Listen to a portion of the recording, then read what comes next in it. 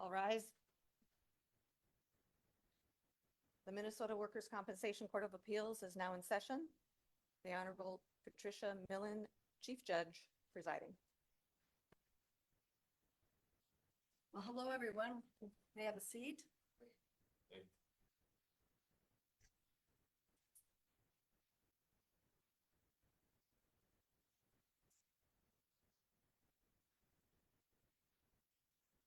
Today is January 20th, 2026. Oral argument is recorded and the link is on the WCCA website. We are here on one case, John Searle versus Legacy Restoration LLC and State SFM. The WC number is 25-6612. The employer and insurer have appealed. The employee has cross-appealed.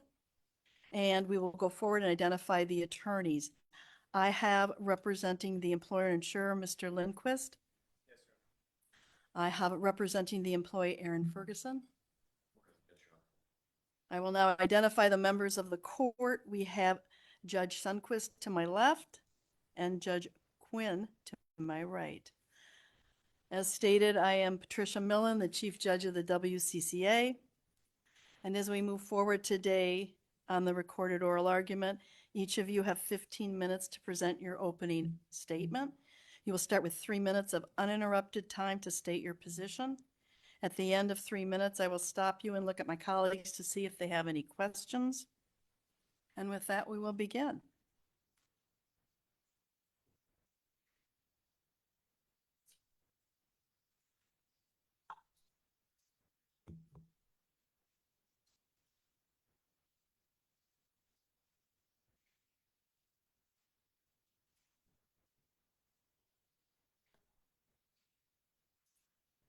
Thank you, Your Honor.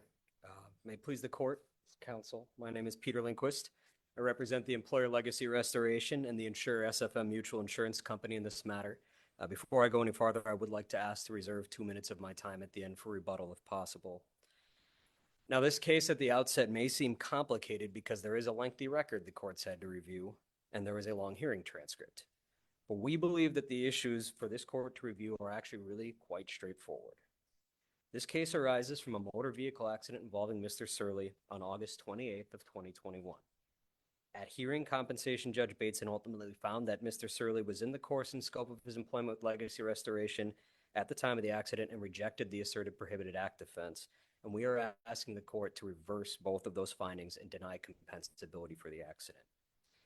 On the course and scope issue, the key point is that on August 28th of 2021, Mr. Searle left his home in Rochester, Minnesota, not to travel to work for Legacy Restoration, but to travel to work for a different employer, namely HomePro.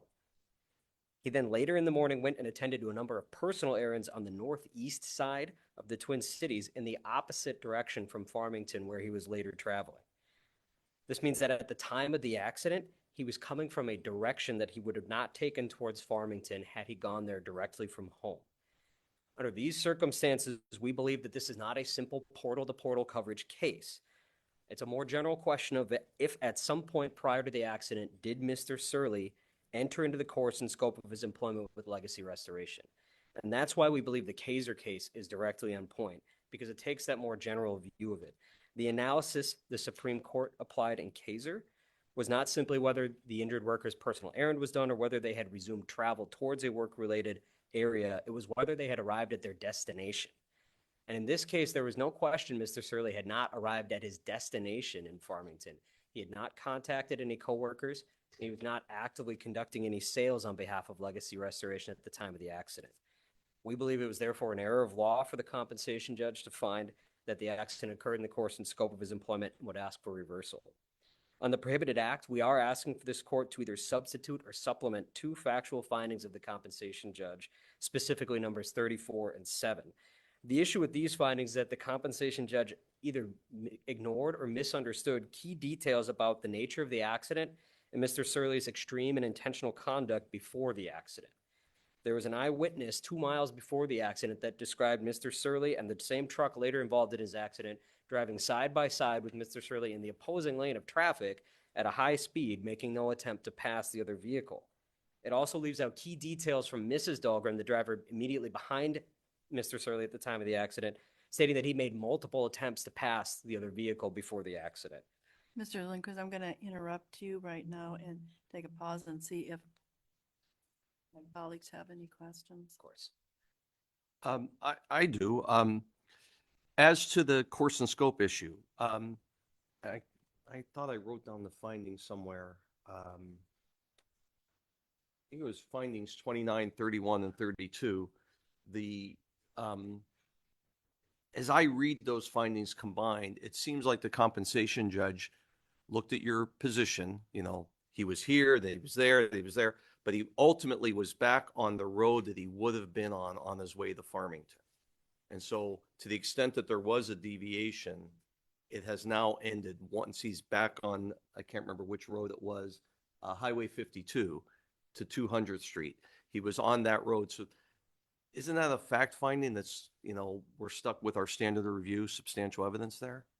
I believe the issue here is that Judge Bateson framed this as a deviation issue, and we don't really believe it is a deviation issue, because when Mr. Searle left home on the morning of the accident, he was specifically traveling for a different employer. That was his first stop in the day, and then he attended to his personal errands. So he hadn't even deviated from his course for legacy restoration because he hadn't even entered into the course and scope yet at that point. Okay, but even if it's not a deviation, at a certain point, we have findings that he was headed to Farmington for work for legacy. And I don't think there's a dispute about that, although maybe there is. And now he's on the road to Farmington, the same road he would have taken if he had left his home to go to Farmington, as I read the findings.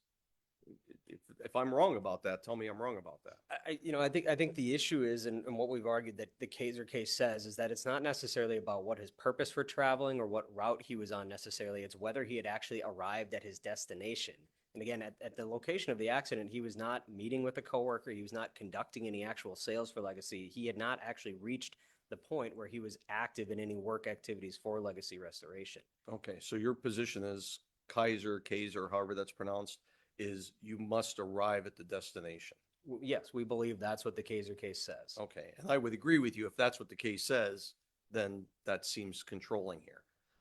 But I'm not necessarily convinced that that's what Kaiser says, but I understand your position there. Then as to the prohibited act, again, we have findings by the compensation judge, and I understand what you just said, which is he didn't include certain things that you think were very relevant and on point here. But even assuming those things are true, the act is driving, and that's certainly allowed. And there's lots of case law that says doing a permissible act in a prohibited fashion is not a prohibited act defense.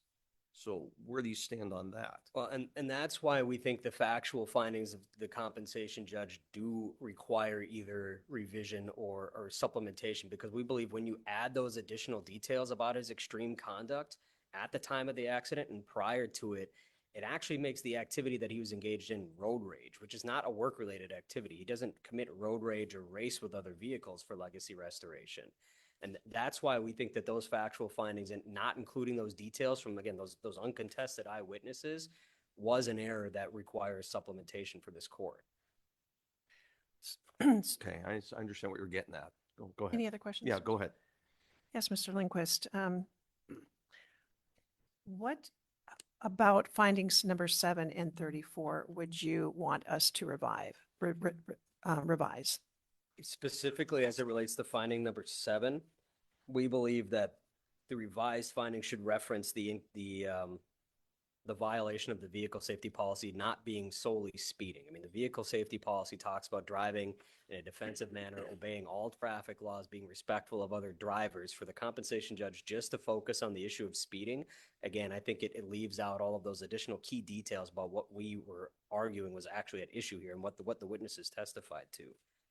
And that's similar to number 34, because again, what number 34 talks about is simply that the employee was attempting to pass another vehicle in the other lane when the other vehicle moved in his direction. It leaves out a lot of those key details about what he was witness doing prior to and leading up to the accident, and the eyewitness testimony about how he had made multiple attempts to try to pass that vehicle before that moment. Was it the speeding that caused the accident, or was it the truck going into the lane I don't believe it was causing the either. accident? I believe it was Mr. Searle's multiple attempts to try to pass another vehicle at an excessive speed in an aggressive manner that ultimately caused the accident. But if the truck had not actually moved into the left lane, do you think he could have possibly passed without having an accident? He possibly could have, but he also put himself in a position where the truck was passing into his lane. Again, the eyewitness, Mrs. Dahlgren, talked about how there were multiple attempts by Mr. Searle to pass around the truck, and each time it moved, Mr. Searle continued to try to pass around it. At no point did he disengage and simply remove himself from that situation. And aren't those all questions of fact? Well, I believe they are, but again, I think the compensation judge and his factual findings missed those details because, again, these witnesses are not contested. Mr. Searle himself admitted that he doesn't have any recall of what happened at the time of the accident. The key witness, Mrs. Dahlgren, was driving immediately behind the car at the time of it. We believe for the compensation judge to leave out those additional details is the key issue with those factual findings. I'm going to switch gears here because I want to make a statement for the record that this case was tried on April 17th, 18th, 19th, June 21st, October 8th, October 9th, and January 30th, and March 4th, correct? That sounds right, yes. Yeah. And so our questions may, with the amount of evidence that was submitted in, bypass a 15-minute window period, but we'll make sure that you have the opportunity to at least answer to the best of what you can today and direct us back into the evidence and the facts. So having said that, I want to turn to average weekly wage. Correct. So when I go back and I look at the evidence, the employer made and enforced an employment agreement that restricted the employees to collect a commission after termination of the relationship. So it was earned but not paid under the contractual agreement. Is that not correct or correct?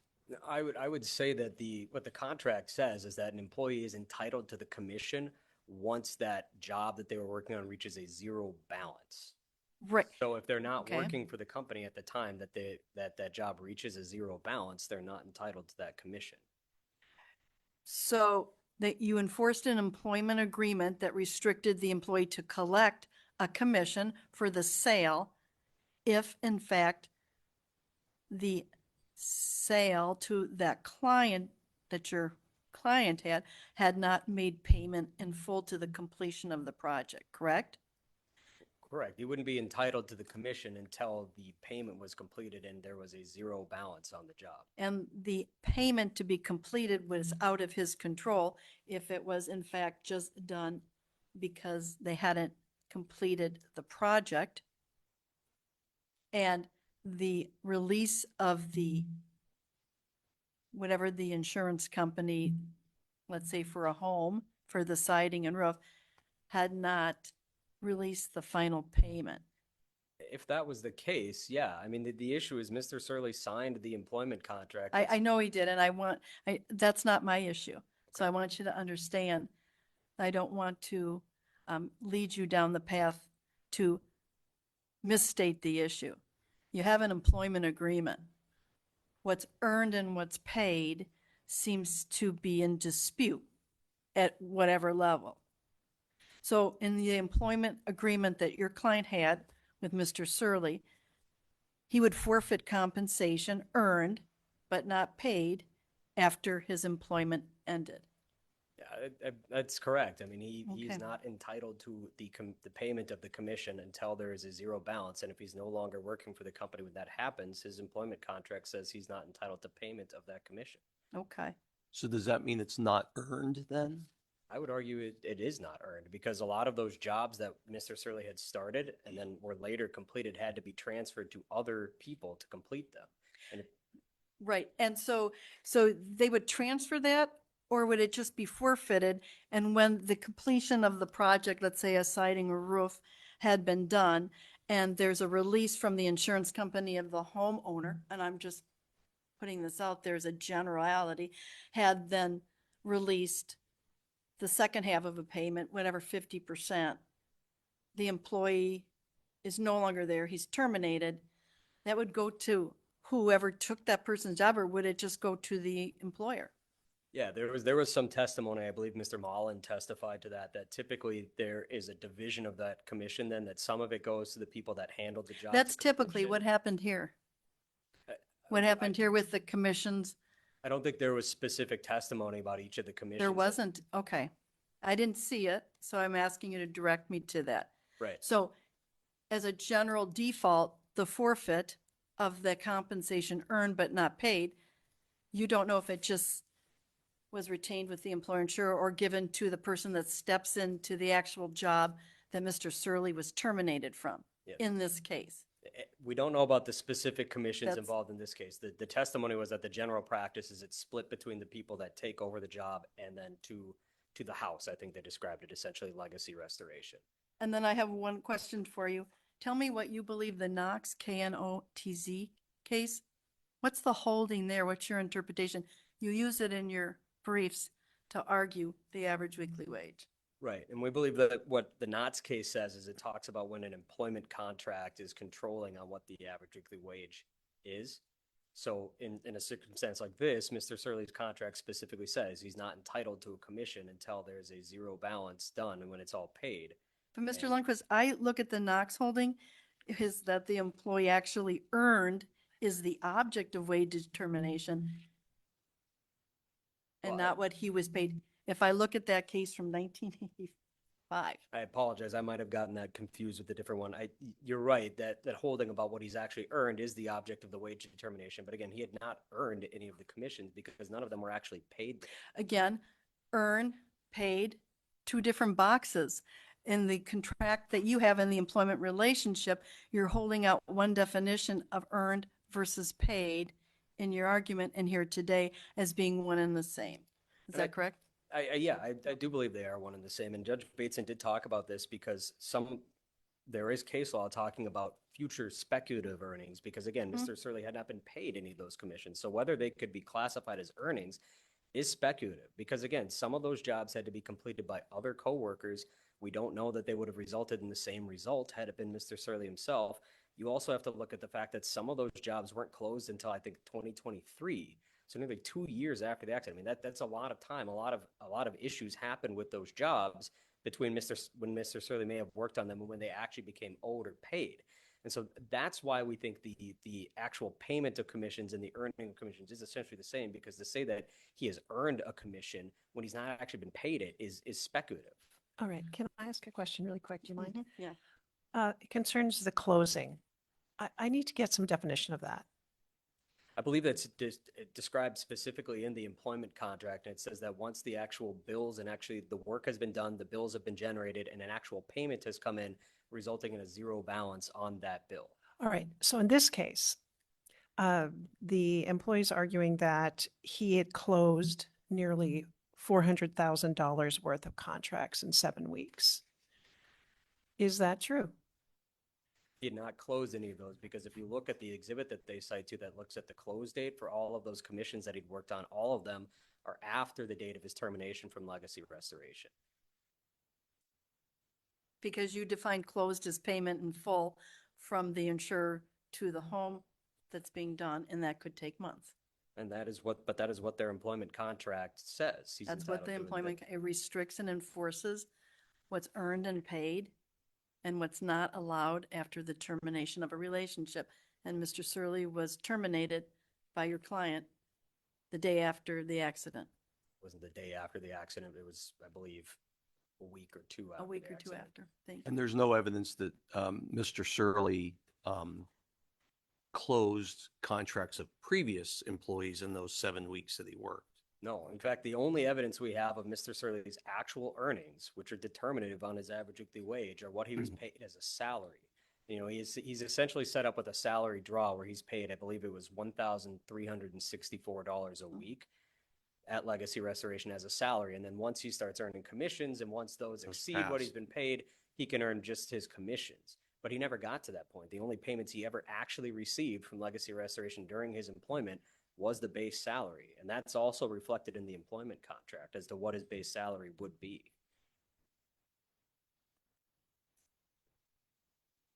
And I would just further point out on the average weekly wage issue, we do believe it's ultimately a factual issue for the compensation judge to decide. I mean, that's what the Sawchuk case says. It says that the determination is to, I want to make sure I quote this correctly,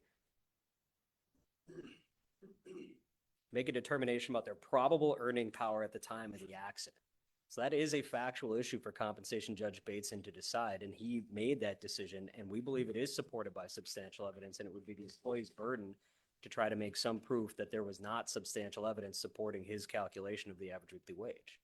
And the goal is to make sure that it's appropriate and is a fair approximation of future earning capacity when somebody doesn't have the statutory calculation directives in front of them, like a W-2 employee, correct? Correct. So when it's not available, you can use another method of calculating. And that's what they did here. That is what the Okay. judge did here, yes. Thank you. I see my time is at 0.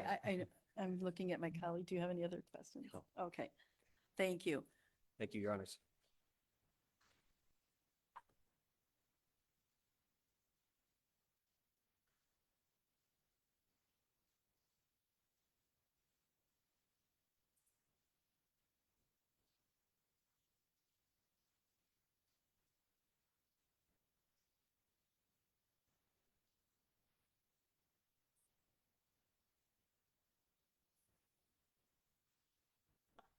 Very good. May it please the court, opposing counsel. My name is Aaron Ferguson. I represent Mr. Searle, the cross appellant in this matter. The employee cross appellant requests that this court vacate and substitute findings relative to finding number 53 in this matter regarding the penalties and the denial of sanctions that the compensation judge found in this matter. Because the substantial evidence does not support that denial, we would kindly ask that the court institute a 30% penalty as permitted by 176.225 sub 1 through 5.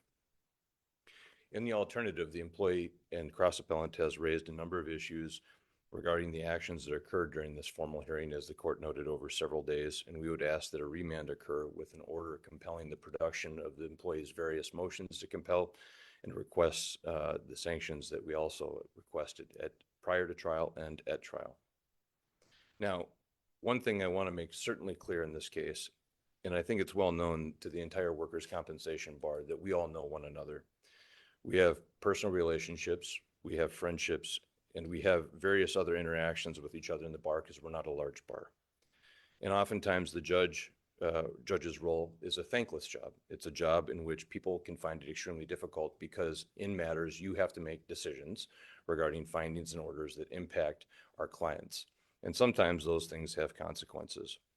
But the bottom line in this case is that when we address these issues at hearing, the requirement was the compensation judge provide a fair and impartial hearing, and that it's conducted in a manner to ascertain the substantial rights of the parties. And that is where we kind of come to the crux of this matter. Because in this case, when you think about the questions that Your Honor Quinn asked about, hey, look, is this a portal-to-portal coverage case? Is it a deviation case? I want to reflect back to the opening statement at hearing, because this is where we lead on our path.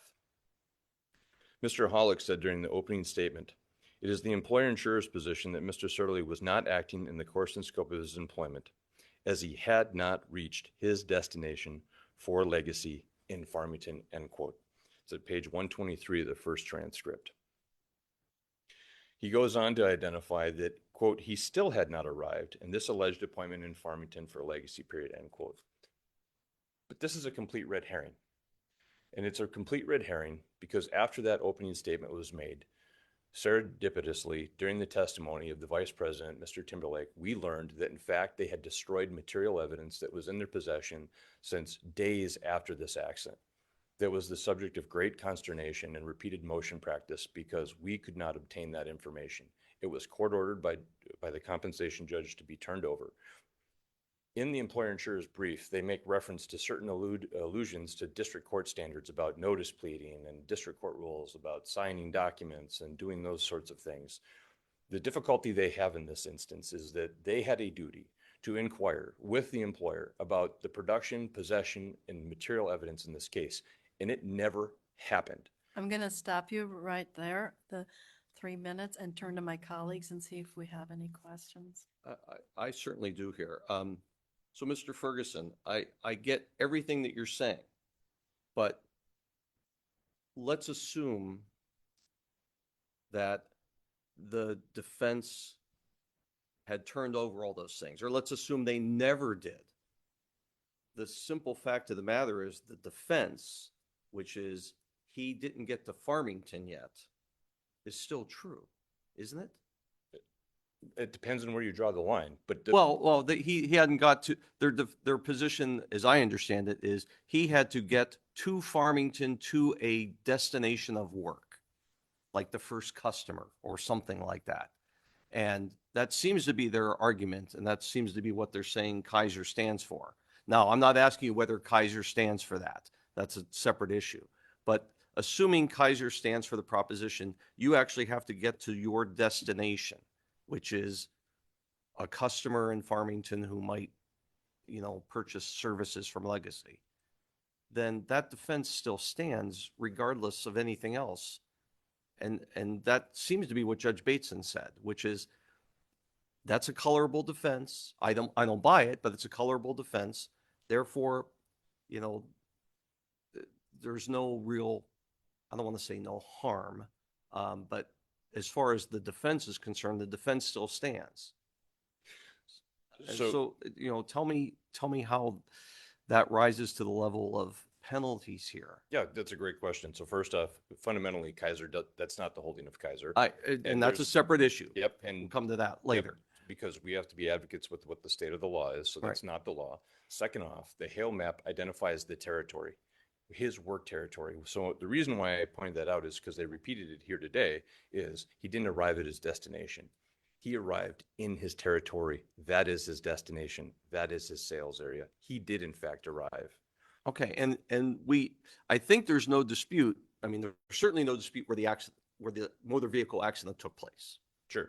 And I mean, we all know where that happened. Sure. And we all know that it's technically not within the city limits, but it's darn close to the city limits of Farmington, if I understand it correctly. So then it just becomes a dispute of what Kaiser stands for. No, because Kaiser isn't the law on that point. I mean, this court has made notable mentions. Oftentimes, you take cases decided on unique facts. They're really not precedential relative to a separate case. Yeah. So the holding in Kaiser really is, if you're 100 miles away from a place and you're not anywhere close to regaining your pathway, you're just not in the course and scope of employment. And I think that's kind of an obvious observation in the law.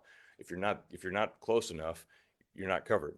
But then there's a big body of cases, including Williams, that clearly identifies once you're back on that pathway and the deviation has ended. So that's the question in the case. Did the deviation end? Right, and that's what Judge Bateson decided, seemingly. And he said your client was back on the road towards Farmington. That's good enough. Correct. But Right. there's no factual dispute about that, and there never has been. All right, so then tell me how the failure to produce this discovery changes anything. Because we have a penalties claim, and one of the issues that they raised, albeit we believe spuriously, right, is that map identified that the deviation would have been over. Had they produced this electronic map that was in the possession of the employer, instantly we're not quibbling anymore about the territory and whether the deviation is over. But as you heard Mr. Lindquist say, this really isn't a deviation case. This is I'm doing a whole bunch of other things for other employers or personally, and now I'm going to go work somewhere. So it's more of a commute case. But that's ignoring the facts. That's ignoring the contracts, where the contracts attached to the September 27, 2021 claim petition identified the appointments which the employer maintained in their Acculic system that we never received. Right. Please appreciate.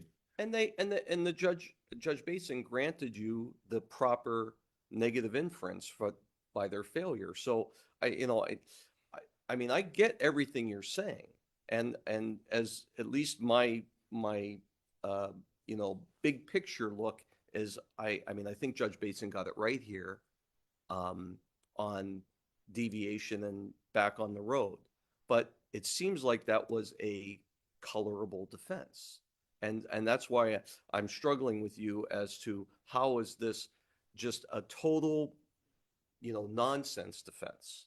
So if we look back and say, let's look at 176.225 sub 5, good faith investigation. Good faith needs to mean something, and it clearly means in the course of investigation that you're honest, you're truthful, you don't misstate facts, you don't misrepresent information, and you demonstrate candor. That didn't happen. And so let's take this and go a different direction, okay? And that is, had they been honest with us 3 years beforehand, would we have ended up having a 7-day hearing? And my answer is not a chance. We don't walk into court and hypothesize, I want to dispute facts that aren't in dispute just because I want to try and beat a penalties claim. That is totally inappropriate and has no place at the bar. Employees don't get to do that. You take Couts v. Sutherland, for example, right? If an employee is released without restrictions, there's no quibbling coming to a courtroom saying, I really just would like to have my day in court. There is no day in court. As a matter of law, there are no facts in dispute that would warrant an entitlement to employees' right to get benefits, just like Z-Wing. But this seems like it's a legal defense, not a factual defense. Perfect. In the end. And that's precisely what I think it is. So what's the law? Well, the law isn't Kaiser. Okay. The law is a bunch of other case law that we identified, and that's the problem, because the compensation judge correctly identified no matter what version they went, the claim was compensable. Well, if no matter what, the claim is compensable, right, then why are we having a hearing about it? And when did the employer and insurance company internalize that they had no defense? I mean, the compensation judge made one finding saying preponderance of the evidence does not support penalties or sanctions, but gave no findings on those issues. And he then unfortunately makes somewhat of a flippant comment. If it's so obvious that the case is compensable, why do I have thousands of pages of documents and why are we having a 7-day hearing? Because it's complicated to untie the lies that were told throughout the course of this case. We had pivotal evidence that came forward. For example, let's just take the prohibited act defense, right? So they raise it immediately in October of 2021. It's in the NOPLD. And yet one of the critical witnesses in this case, Jerry Green, who is now the risk manager for the employer, comes in and they make a representation to the court that his testimony would be, quote, duplicative and excessive. And it was anything but that. In fact, his testimony was so detrimental to their defense that eviscerated it when we completed it. And that's why we're here over the penalties claim, because they made a good faith representation that they actually had a defense. But Jerry Green testified that we put forward this safe driving guideline, which is really what they're arguing. It's not even a prohibited act, it's a guideline. And they did it for purposes of insurance, not to protect employees. Well, right under one of the Hassan criteria, that's gone. Then he goes on to identify that let's be clear, they couldn't come forward with any evidence in this case that they had ever provided a negative employment action to an employee for speeding. It's their defense. It's one of the criteria. Have you ever given an infraction for a violation? The answer was no. And frankly, it's disingenuous for them to claim that that is actually binding, because there's a grid on the. Well, they talk about more than just speeding, though. He did today. Mr. Lindquist talked about more than speeding today. He said it's more than just speeding. Well, unfortunately, the witnesses, if you read their testimony carefully, I would ask you to read Ms. Dahlgren, because the section they quoted in their brief, if you go right the page that follows and the page after that, Ms. Dahlgren actually identified that the employee's conduct on that day was, quote, lawful. And I just heard a counsel tell you that it was road rage. You don't go from road rage to lawful and the witness who observed it says it was lawful. Furthermore, it's lawful in the state to speed up to pass someone. It is actually unlawful for the passing party or the overtaken party to prevent you from passing them. I mean, the testimony was clear that, but for the conduct of the white truck, there's no accident. We're not even here. My client goes on, does not get impaled by a fence, does not have to be life-flighted to the hospital. I mean, those are the actual facts and testimony that occurred. Mr. Dahlgren also echoed that, which is why we believe penalties are appropriate, because the employer insurer hired an investigator in October of 2021 to actually go speak with the Dahlgrens. They had that information. They knew that they were missing multiple elements of their prohibited act defense. And that's the problem. Was their defense patently ill-founded? right? The case law is clear. If they don't have a prima facie case, they can still proceed if they're missing even one element of their defense. But what happens if you're missing everything? What happens if you have nothing and you provide no evidence during the hearing about that? And all the witnesses you have don't even understand the policy. There's no training on this prohibited act policy, if we will call it that. I mean, that's a problem. Again, you don't get to walk into court when you really don't have a claim and you don't have a defense. That's the problem in this case, is because we had to go through 13 motions and repeatedly see them object, deny, and obstruct access to information, which ultimately we did get. But then it leaves a certain want, and that is, if you get information sufficient to find a compensable injury, do you still get to force your day in court? Insurance company, do you get to push a denial when you don't have a basis for one anymore? And the answer is no. You just don't get to do those things, and that's supported by the statute. Well, you get to do those things. There's just a penalty you may incur for doing so. Is that what you're saying? Yes. And respectfully, Judge Quinn, I have an utmost admiration for this court, and I want to be clear about that. But there is one categorical problem, and that is the sanction. If a party puts forward deliberate and intentional conduct, one of the sanctions that a party can get is the striking of your answer. We found out at trial, after opening statements and evidence had been submitted, that we had actually not received compliance with the court's order. And you go through and follow that. We repeatedly followed up with the employer insurer about obtaining that information.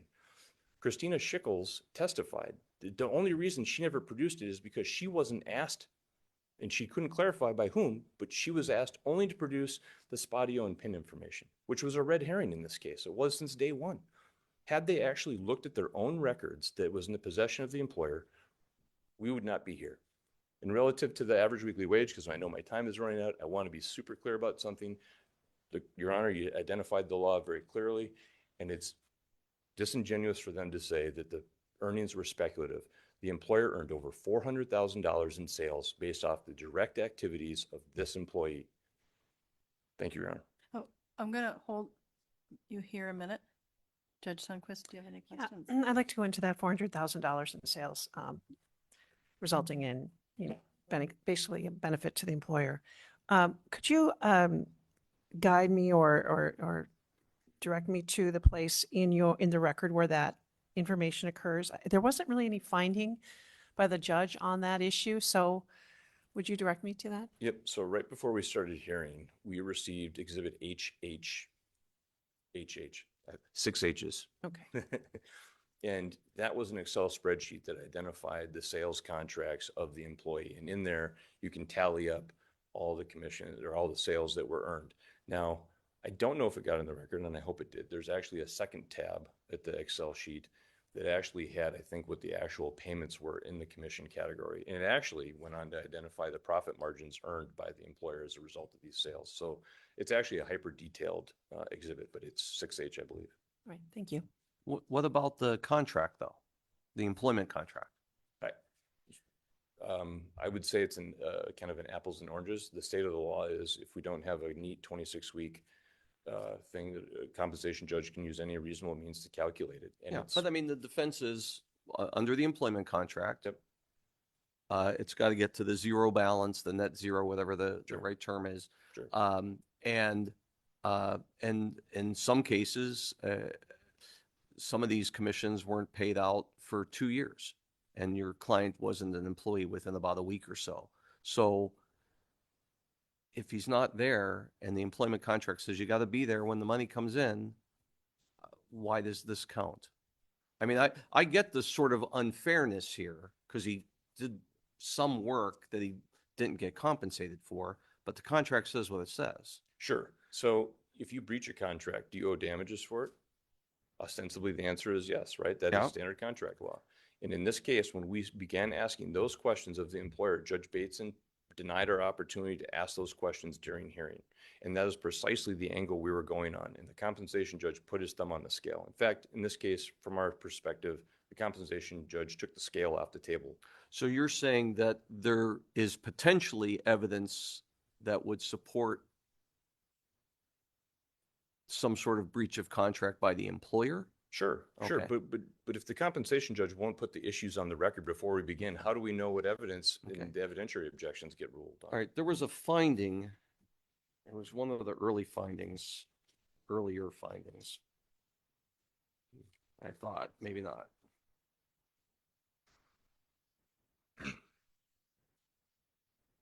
Oh, I guess it was later. Finding 41. After the accident, the employer informed the employee was being terminated for reasons related to his background check. Correct. Are you suggesting that there's some sort of, that was the breach, as it were? Yes, because he had already undergone a background check at the time, and the notes in the file actually exchanged that they talked about his background. He did an exhaustive background check. There was nothing hidden from them. And that's precisely the reason they fired him. And the only reason that came up is because after the accident, there was a big brouhaha that occurred with the other salesman. And so to keep the peace, they fired Mr. Searle. And so if the employer's breaching the contract, then the contract language that limits the wages, as it were, should also be not followed. Right, because it was the but-for reason for him not getting that was the termination which arose out of the accident, why we're here. So a sham termination. It was, from our perspective. And you were denied the opportunity to present evidence in that regard. We were denied the opportunity to ask those questions of the employer insurer representatives on multiple occasions. And in some instances, even during the hearing, denied an opportunity to make an offer of proof. I was instructed to move along. Thank you for your time. Uh, Oh, No Do questions. you have any further questions?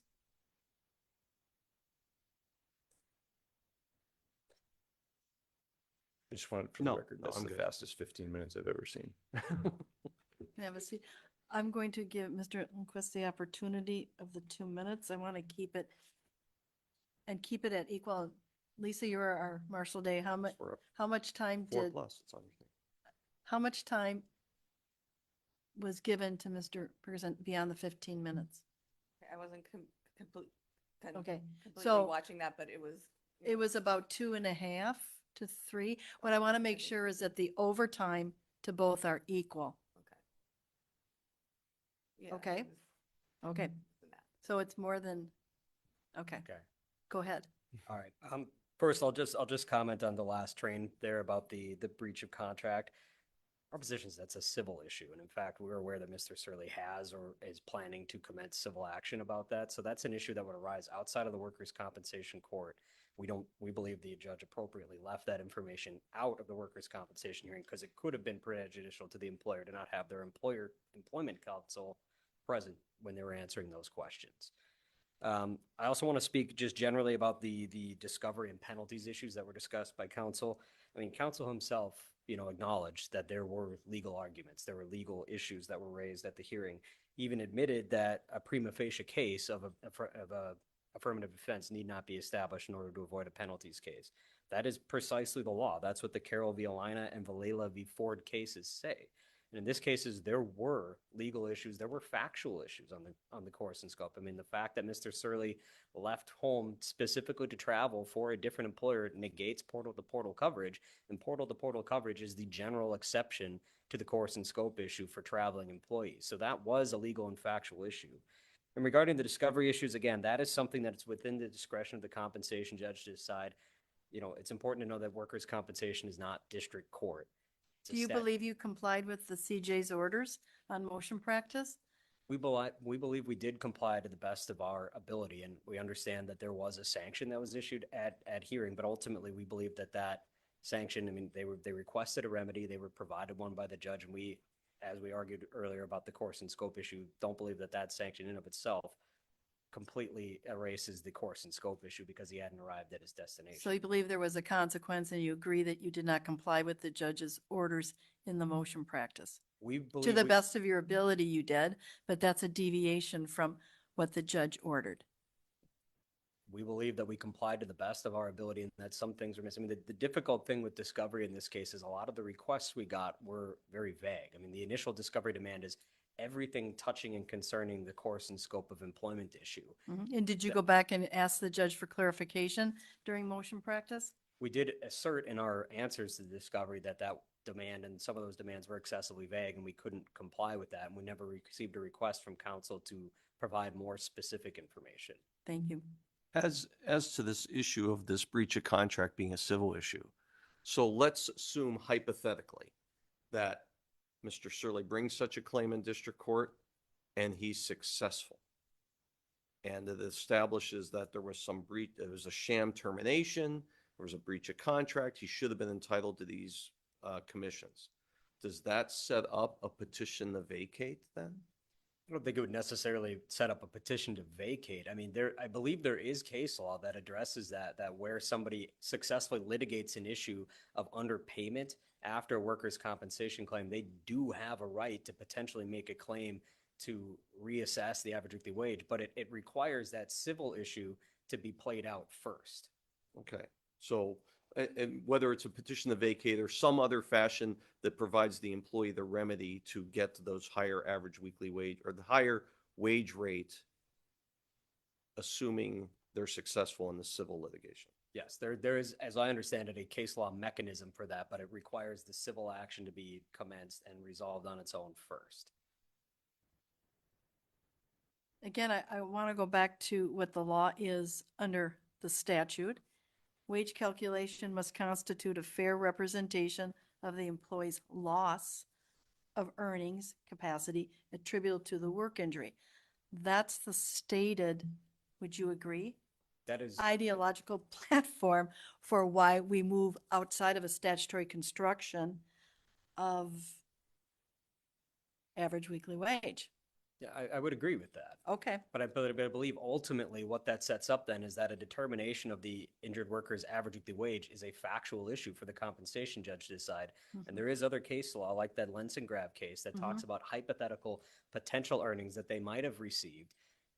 It's appropriate to exclude those and but we're not hypothetical here because I'm under an employment agreement that restricted the employee to collect a commission after termination of relationship or for failure to make the completion of that payment between an insurance company and a homeowner and the completion of a project of which Mr. Searle had no control over, correct? Just so I understand. Well, I understand the employment agreement, I but mean, he had no control over those elements to get the final payment. I don't know if he did or not. You don't know. I don't think that issue was specifically raised at trial. I don't So think he there was- could have gone in and started the work himself on the roof or on the siding? I I thought he was the one that, I don't know that there's ways that he himself could specifically perform the work any faster, but there may have been ways for a salesperson to influence the timing and manner in which, to ask their friends to do something or something like that. There are those factors that could have come into play, but they weren't testified to in this case. okay. Thank you. Judge Lundquist? No, nothing. Okay, No, I'm good. Thank you, Your Honors. thank you. No, the. Yeah, the time That differential. was a 4-minute rebuttal. That was 4 minutes. That was 4 minutes, or are they at equal time? I can't say exactly because I wasn't counting down. Okay. Is there anything, you each get 1 more minute, is there anything you'd like to tell us before I close the record?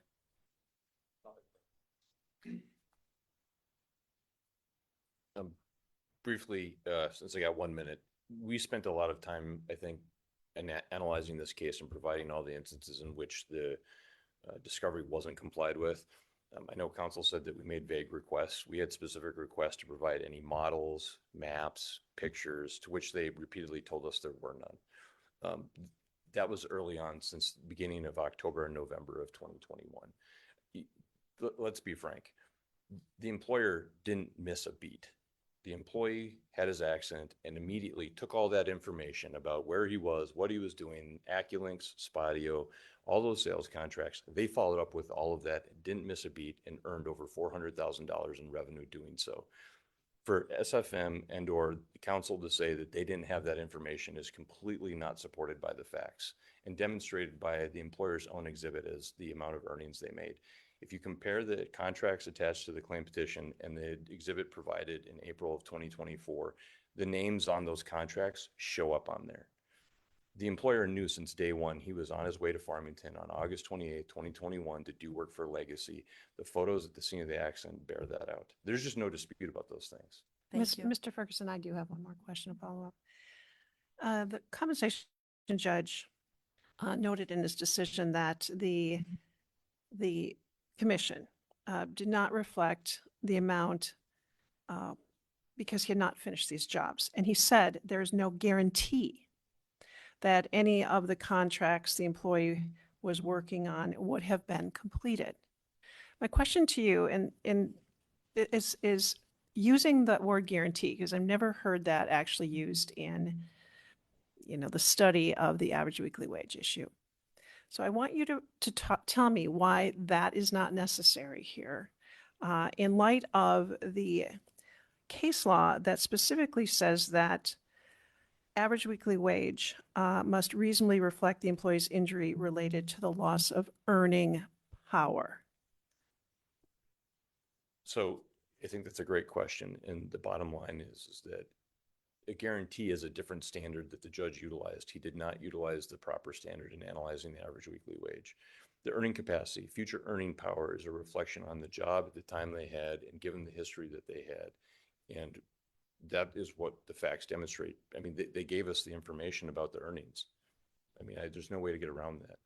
In other words, had Mr. Searle not lost his job and returned to that sales work, which he probably could have done with some accommodation if you weren't terminated, at some point he would have regained his employment status with them and earned that money. And we wouldn't have that issue, but they interfered with that the moment they terminated him.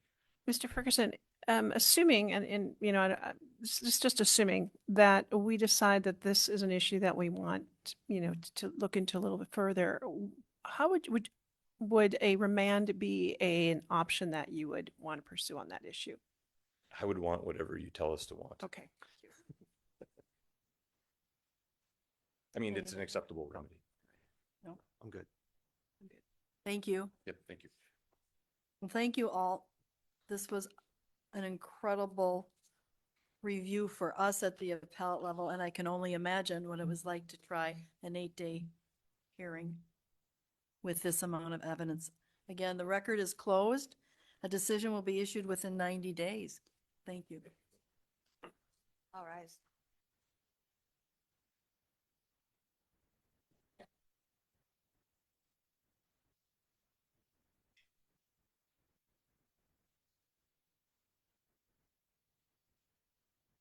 Court is adjourned.